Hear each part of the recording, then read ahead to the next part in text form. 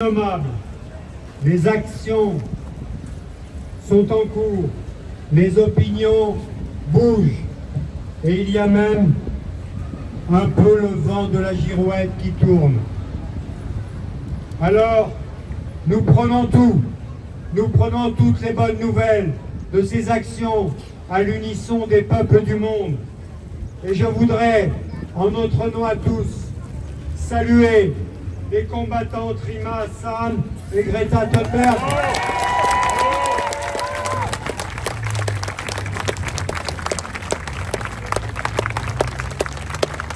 Rima, Lyon est avec toi. Rima, Lyon est avec toi. Rima, Lyon est avec toi.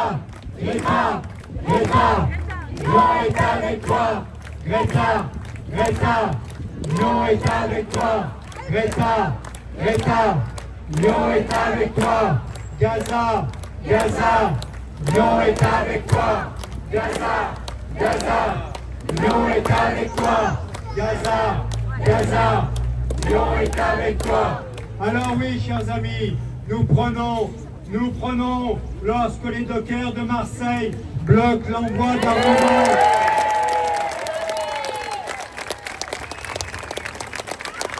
Nous saluons le courage des dockers de Marseille qui refusent de participer au génocide à Gaza.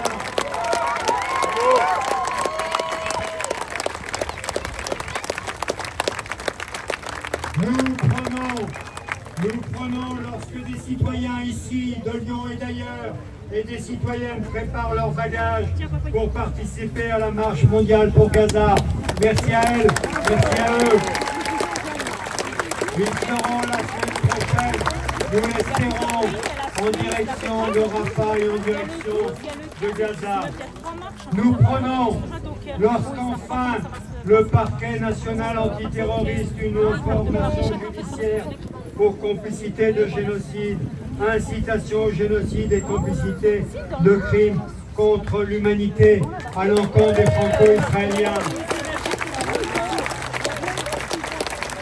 En prison, Lili, Kupfer, Naouri et toute sa clique qui n'ont eu de cesse de bloquer l'aide alimentaire et l'aide humanitaire aux portes de Gaza et qui étaient très contentes et très contents de se mettre en scène quand ils ont et quand elles ont bloqué l'aide humanitaire. Alors oui,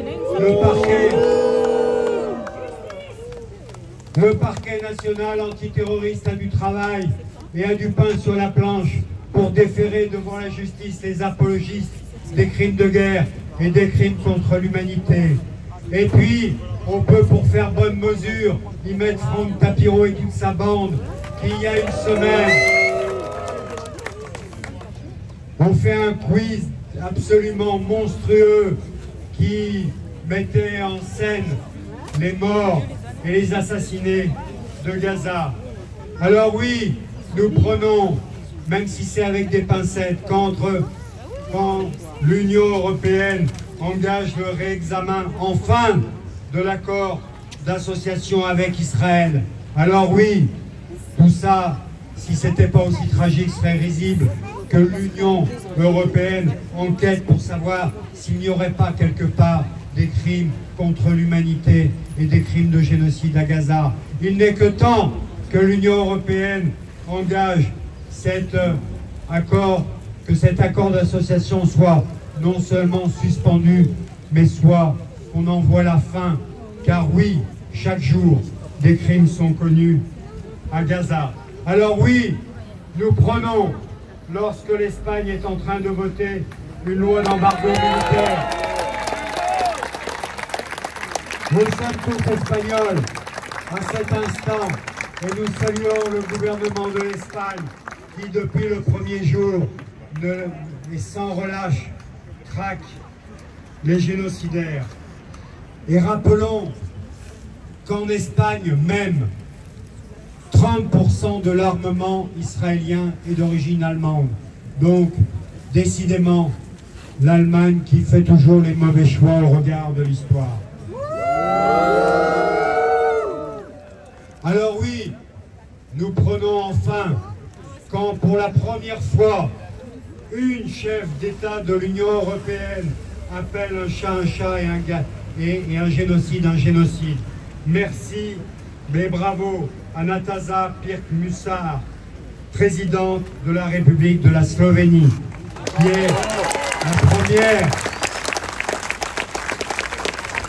la première chef d'État à dire qu'il y a un génocide à Gaza. Et nous appelons tous les chefs d'État à en faire autant et avoir le courage de dire que oui, un génocide est en cours à Gaza. Merci à vous et je donne la parole à l'association France-Palestine Solidarité.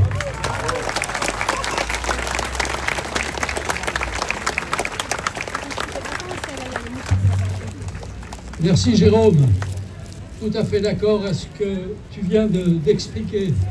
Donc je salue, j'en profite, étant élu de la République, de saluer tous les élus qui sont ici ce soir. Ils ne sont pas assez nombreux, mais disons que c'est important que des élus participent à cette levée de bouclier contre ce terrorisme d'État qu'exerce l'État d'Israël.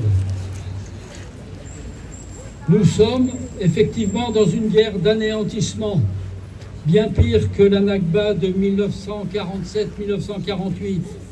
En Cisjordanie, 22 nouvelles colonies ont été reconnues par l'État d'Israël, bien qu'étant illégales sur le droit international. 616 personnes ont été tuées au cours de 1936 attaques de colons et 41 272 personnes de Cisjordanie ont été déplacées de force. Il n'y a pas simplement les habitants de Gaza que l'on déporte, mais on déporte aussi massivement en Cisjordanie dans les territoires occupés. Les banques françaises, la BNP, le Crédit Agricole, la Société Générale participent financièrement à la colonisation et à l'armement de l'armée israélienne. La BNP est présente dans 58 entreprises complices avec 33 milliards investis entre janvier 2021 et septembre 2024 et une levée de fonds de 2 milliards pour Israël alors que la Cour internationale de justice s'était prononcée sur le risque de génocide dès janvier 2024. Cette banque n'a pas hésité à poursuivre ses collaborations financières. Aujourd'hui, un transfert d'armes au profit du clan de Yasser Abou Saab, qui est un clan proche de l'État islamique qui a été installé pour combattre le Hamas et organisé par Israël dans la ville de Rafah, qui entend utiliser tous les moyens pour maintenir Netanyahou au pouvoir. Il crée ainsi une bombe à retardement pour un jour de plus de Netanyahou sur son trône. Nous avons aujourd'hui à gagner la bataille de l'opinion publique pour renverser la tendance. Nos tracts et pétitions sont de plus en plus bien accueillis par la population. Le maire de Chalon-sur-Saône, inquiété par les troubles occasionnés suite à la victoire du PSG, a sorti un arrêté interdisant les manifestations pro-palestiniennes et toute présence du drapeau palestinien sur son territoire. Heureusement, le tribunal administratif l'a débouté de sa demande qui était complètement liberticide.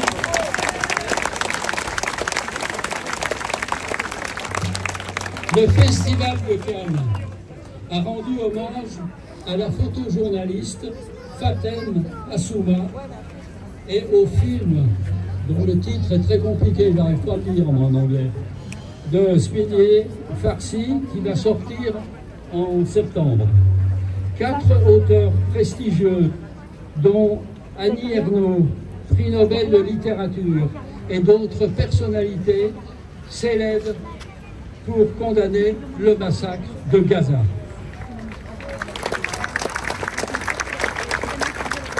Des associations chrétiennes réclament le cessez-le-feu, la libération des otages et la fin du génocide en cours.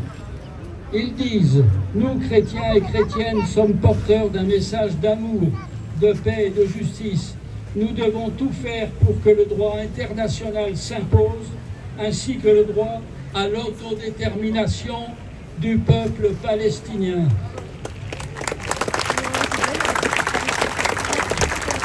Il s'agit entre autres de militants de CCFD Serre Solitaire, de ACAT France, de l'Action catholique ouvrière, de membres de la CIMAD, de membres de Justice et Paix.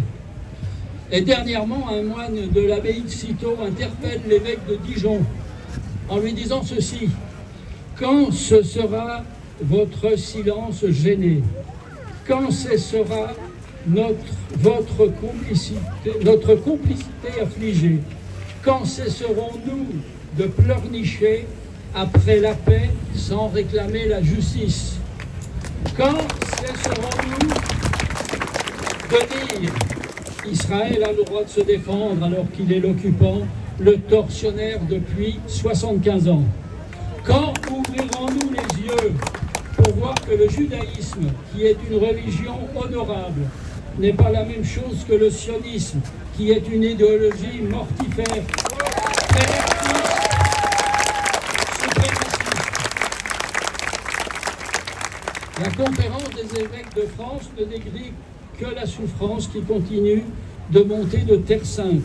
Elle ne parle jamais de Palestine, elle parle que de Terre Sainte. Depuis les massacres terroristes du Hamas et de la riposte militaire israélienne. Pour ces évêques, pas question de génocide, pas un mot sur la Palestine, pas un mot sur le conflit de Gaza. Encore une fois, 2 poids, 2 mesures entre Ukraine et Proche-Orient. Chers amis, pour nous tous, laïcs ou croyants, nous sommes solidaires du peuple palestinien. Palestine vaincra. Palestine vivra.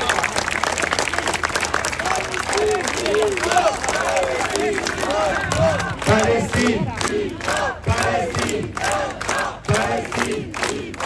Palestine, Palestine, Palestine, nous sommes tous des enfants de Gaza. Nous sommes tous des enfants de Gaza. Nous sommes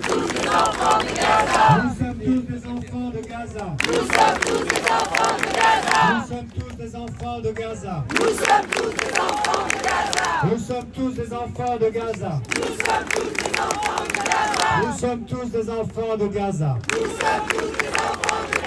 Nous sommes tous des enfants de Gaza. Nous sommes tous des enfants de Gaza. Nous sommes tous des enfants de Gaza. Nous sommes tous des enfants de Gaza. Chers amis, vous savez que la campagne de